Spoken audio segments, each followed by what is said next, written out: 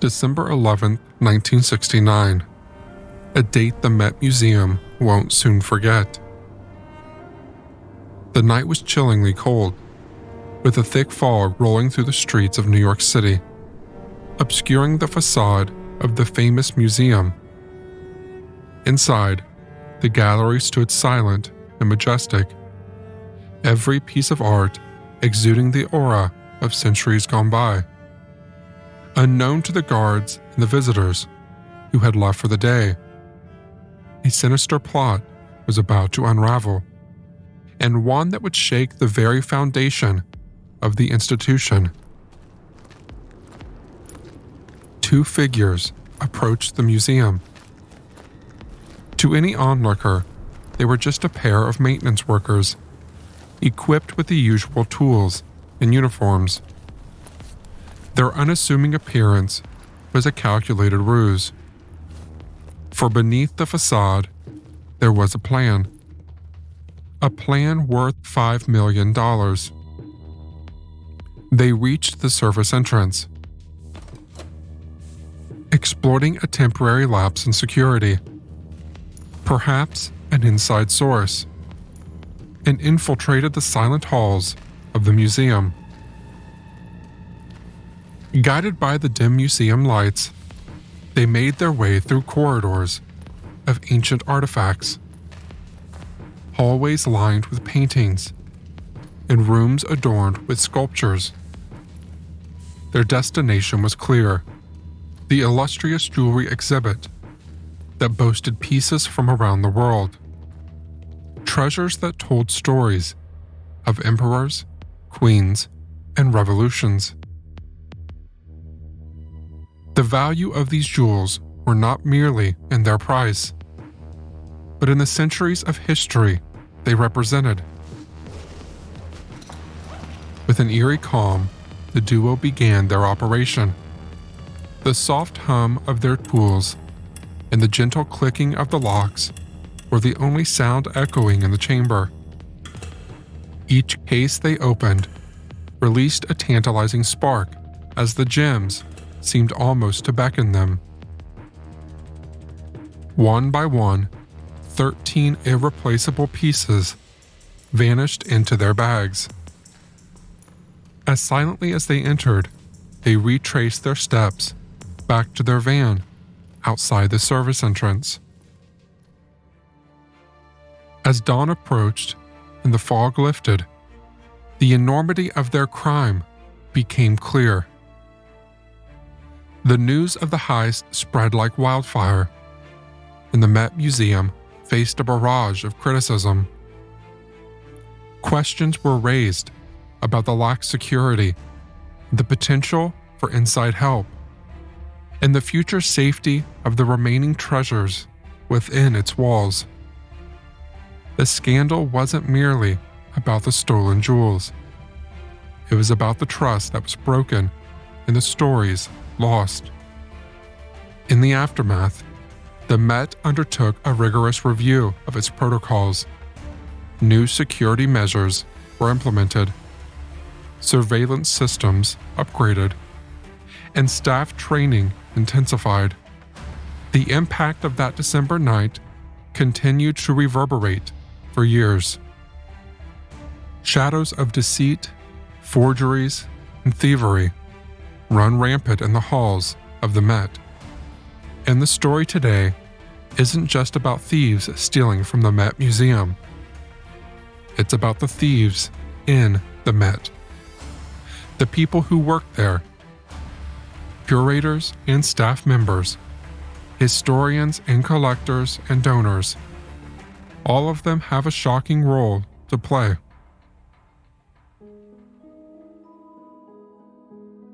Welcome back to Hometown History. This is the second episode in our series on the secrets from the Met Museum. In the first episode, we traced the journey of the museum from the Dodworth building to its current location.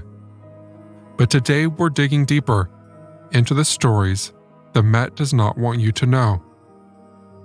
Stories that expose lapse in judgment, fake artwork, and internal schemes to rob historical artifacts. This is the Met as you've probably never seen before. In the grand tapestry of art, the Metropolitan Museum of Art, known as the Met, holds an unparalleled position. It's not just a building, it's a universe unto itself, teeming with masterpieces that spans epochs and continents. From the stoic visages of Egyptian pharaohs to the vivid strokes of the Impressionist painters, the Met offers a journey through time and culture that few institutions can rival. But who powers this behemoth of art? Behind its grand facade and beneath its marble floors, there's a mosaic of patrons who have championed the Met's cause over the decades. Philanthropists, business magnates, and celebrities alike have been drawn to the allure of leaving a lasting legacy within these hallowed halls. Their generous contributions, whether art pieces or hefty financial endowments, have enabled the Met to become the giant it is today. Yet with great power and influence come great responsibility and temptation. With a collection as vast and diverse as the Met's, ensuring that the authenticity of every piece is a Herculean task. And while the Met boasts some of the finest curators and historians in the world, even they are not immune to the sophisticated deceptions of the modern art forgery world. After all, where there's immense value, there's also a tantalizing lure for those with less than noble intentions. Despite its state-of-the-art security systems and funding that rivals the GDP of some smaller countries, scandals still snake their way through its corridors. There are whispers, never too loud, of paintings with dubious origins, of sculptures whose provenance seems a touch too convenient, of artifacts that under closer scrutiny may not be as ancient as they first appear. But why? How could such mistakes occur in a place so revered? It's a good question. And while the reasons behind such oversights are manifold, occasionally they can be tracked back to a single point of failure, as was the case in the infamous 2000 forgery scandal. At the dawn of the new millennium, an unsettling revelation rocked the art world. It emerged that a considerable number of paintings, which had been proudly displayed within the walls of the Met Museum, were nothing more than masterful forgeries. The illusion was so complete that even seasoned art aficionados had been duped. The provenance of these paintings, their supposed history, and authenticity was all a carefully crafted lie. The source? A dealer whose reputation was already tainted with the stain of art fraud. It was astonishing that, despite his past convictions, he had managed to infiltrate the sanctum of the Met, weaving a web of deception that spanned several pieces. The aftermath was swift and unrelenting. The Met, stained with the brush of embarrassment, was forced to remove the forgeries from its revered collection. The paintings were returned to the dealer, their once lofty positions now taken over by a void and a bitter taste of betrayal. This scandal was a blow to the museum's reputation, and it called for stricter rules. Every artwork, irrespective of its source, now demanded a deeper, more stringent examination. Sometimes, the very patrons who've bolstered the Mets' reputation are also the ones who unwittingly or otherwise introduce elements of doubt. Donating art, after all, is a matter of prestige. And sometimes, the desire to possess a masterpiece can overshadow the due diligence required to ensure its legitimacy. And still, all this is only a fraction of what happens behind closed doors. Sometimes, the artifacts are genuine, but are acquired through unethical means for the sake of showcasing. Case in point, 2007. The Met Museum has long displayed a 4,000-year-old Sumerian statue from Iraq, and it has been one of the centerpieces of the museum since 1948. Though a valuable piece of history deserving recognition, it mattered how it was acquired, and it turns out the story is less than savory. The statue came from a dealer it didn't belong to, giving neither him nor the museum any right to hold this Iranian artifact. And it doesn't end there. Hidden among the museum's vast collection are a number of antiquities that were acquired through unethical means. These artifacts are a reminder of the dark side of the art world and of the damage that can be done when cultural heritage is stolen. One such artifact is a statue of Sridhar Vishnu, the Hindu protector god. The statue was carved by master artisans nearly 1,000 years ago, and it was carefully tended and worshipped by local people in the village of Bhumati in Nepal. But in the early 1980s, the statue was stolen. By whom it's still unknown, but the community was devastated, and their traditions were forever changed. The statue eventually made its way to the Metropolitan Museum of Art, where it was donated by a wealthy American collector. The museum did not know that the statue had been stolen, and it displayed this sacred idol for nearly 30 years. It wasn't until 2001 that a Facebook account called Lost Arts of Nepal finally identified the statue. The Met removed the statue from its collection and is now being returned to Nepal. The story of this statue is just one example of the damage that can be done when cultural heritage is stolen. In 2023, a total of 27 ancient relics, hailing from ancient Rome, Greece, and Egypt, and valued at a staggering $13 million, were seized for the way they were acquired by the museum staff. While the museum showcased these treasures as symbols of the grandeur of a bygone era, the grim truth was that these relics had exchanged hands with notorious smugglers like Gianfranco Becana. This art dealer, operating a gallery out of Switzerland, had been under the radar of the Italian authorities since 2001. Suspected of nefarious transactions, the art dealer's checkered past includes a conviction by Greece for trafficking stolen antiquities. In Italy, after a relentless investigation spanning a decade, a trove of 6,300 Greco-Roman artifacts were wrestled from his possession in 2011. Determined to be the spoils of looting since the early 1970s.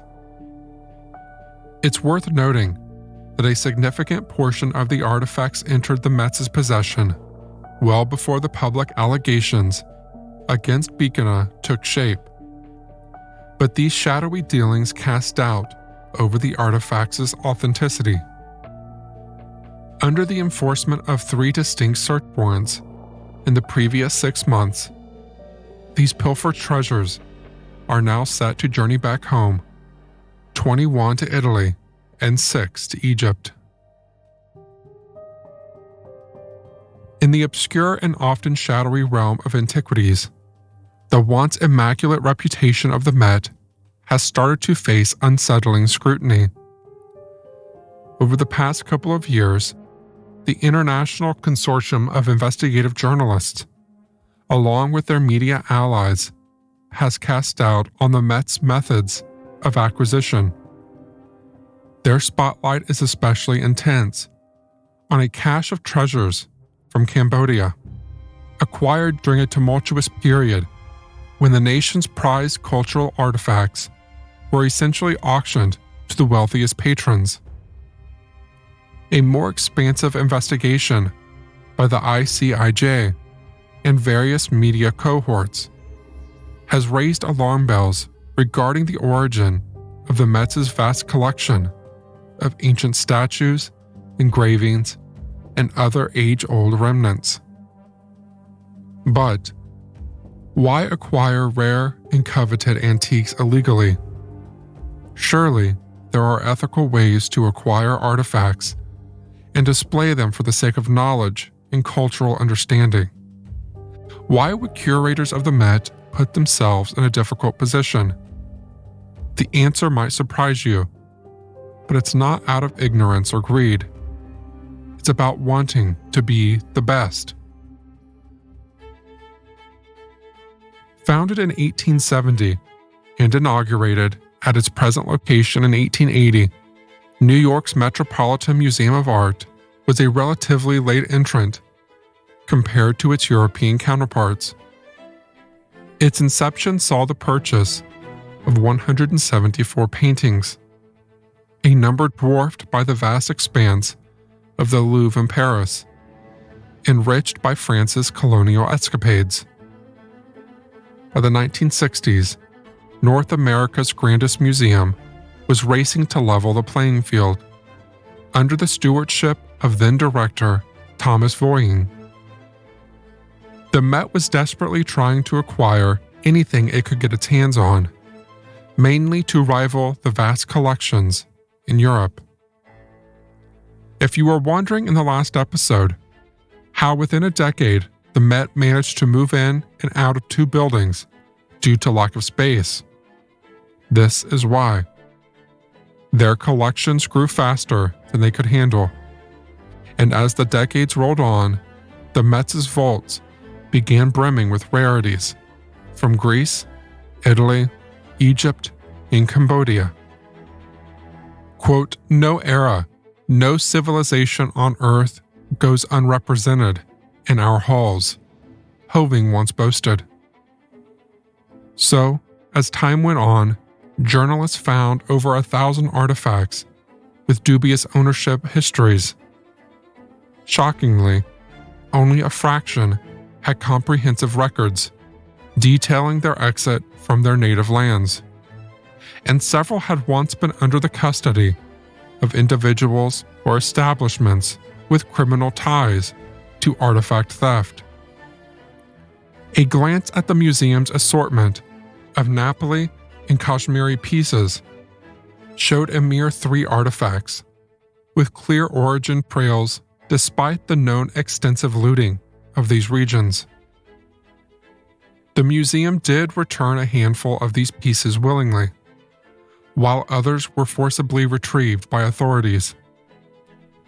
The growing skepticism surrounding the Met's collections, amplified by media attention, has had experts contemplating the number of pieces that might be subject to repatriation, and what this means for other museums that have acquired artifacts from around the world.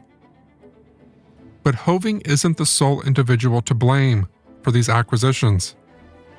The seeds were sown much earlier. During the 1950s, the Met initiated transactions with Robert E. Hecht. This American antiquities merchant consistently found himself at odds with the law and even stood trial in Italy on smuggling allegations. Italian authorities pressed charges against Hecht twice in the late 1950s, and even issued a capture order in the early 70s, only to later retract it. Despite these red flags, the Mets' business with Hecht persisted.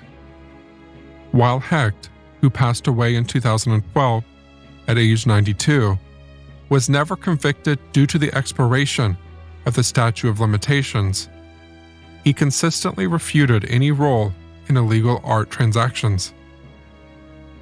Bruce McNall, a former associate of Hecht and a key player in facilitating sales to the Met, shared that the museum rarely asked about the true origins of acquisitions. McNall recalls Hecht saying, quote, "Did I comprehend that these items might hail from unauthorized excavations? Not definitely, but I had my hunches. We didn't scrutinize it thoroughly." He recounted an instance where he brokered the sale of a Greek vessel to the Met, even though he was oblivious to Hecht's acquisition means. McNall also recollected Dietrich von Brothmer, the Mets' renowned classic specialist, having little interest in the artifact's backstory. The Mets' current collection includes approximately 24 items once under Hecht's ownership, among them 7 Grecian urns. Strikingly, none of these relics associated with Hecht display any historical documentation that might explain how they left their native lands, or why. Among the Mets' prize exhibits from contemporary India stands the Celestial Dancer. This piece found its way to the museum via Art of the Past, a gallery once overseen by Kapoor in Manhattan. Following Kapoor's detention in 2011, by 2013, his gallery's manager admitted to peddling pilfered Asian artifacts. Astonishingly, even as Kapoor was embroiled in smuggling trials in India by 2015, the Met embraced the Celestial Dancer as a benevolent gift from affluent patrons who had earlier bought it from Kapoor's establishment. The Mets' public records remain cryptic about the Celestial Dancer's journey from India. An older version of the Mets' online platform, dated in 2016, suggested the artifact once adorned a Hindu shrine in what is now Uttar Pradesh. This descriptor has since vanished from the museum's site. When probed by journalists, the Met remained tight-lipped about their insights regarding the artifact's provenance and provided no clarity on how they believed it might have been exported from its homeland.